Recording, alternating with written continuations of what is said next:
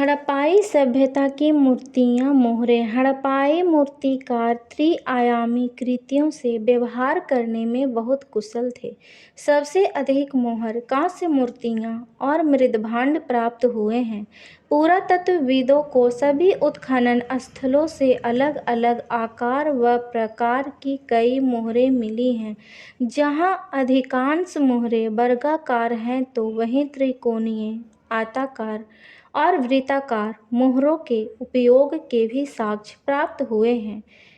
मोहर बनाने के लिए नदी तल में पाए जाने वाले मुलायम पत्थर अस्टेटाइट का सर्वाधिक उपयोग किया जाता था, लेकिन अगेट चर्ट, तांबा, कचाव और टेराकोटा की भी मोहरें मिली हैं।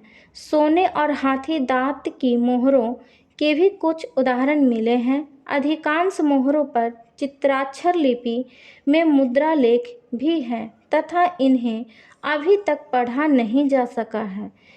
लिपि अधिकांशतः दाएं से बाएं लिखी जाती थी, लेकिन द्विदिशात्मक लेखन शैली यानी कि एक पंक्ति में दाएं से बाएं और दूसरी पंक्ति में बाएं से दाएं भी पाई गई है।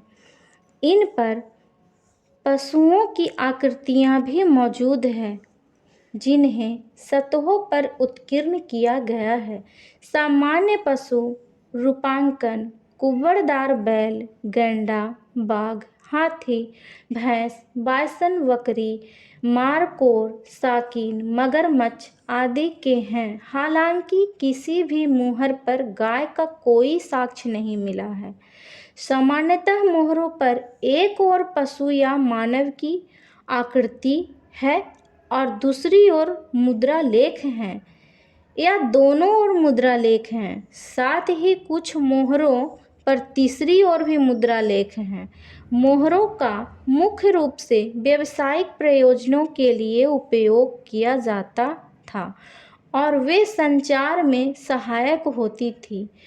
मेसोपोटामिया में विभिन्न मोहरों की खोज और लोथल जैसे विभिन्न स्थलों से यह तथ्य पता चलता है कि मोहरों का बड़े पैमाने पर व्यापार के लिए उपयोग किया जाता था। एक छेद वाली मोहरें शवों पर भी पाई गई है। इससे पता चलता है कि संभवतः इनका प्रयोग तावीज़ के रूप में किया जाता था। संभवतः इनके धारक द्वारा पहचान के रूप में इनका प्रयोग किया जाता रहा होगा। कुछ मोहरों पर गणितीय आकृतियाँ भी मिली है।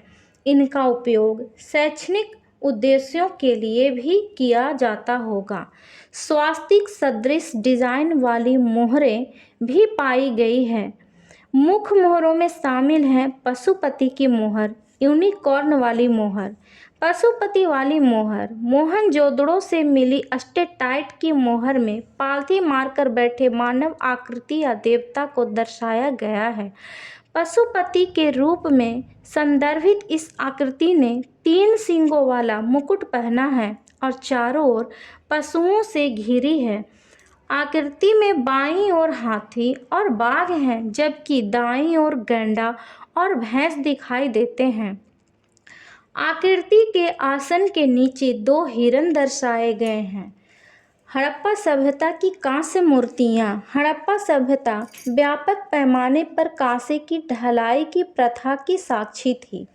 कांसे की मूर्तियों को लुप्त मोम तकनीक का उपयोग करके बनाया जाता था। इस तकनीक में मोम की मूर्तियों पर पहले गीली मिट्टी का लेपन किया जाता था और जब सूखने दिया जाता था।